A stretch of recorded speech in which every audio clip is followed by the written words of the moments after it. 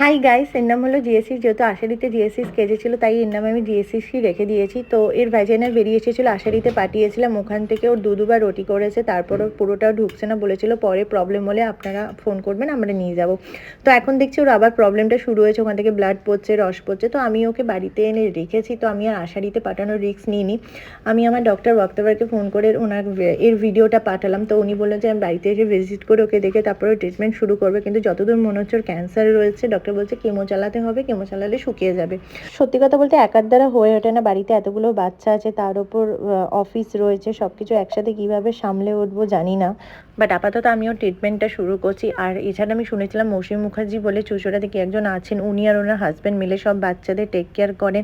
তার জন্য উনি মান্থলি 2000 করে চার্জ নেন। এখন ওনার সেন্টারটা উনি ব্যান্ডেলে শিফট করেছেন।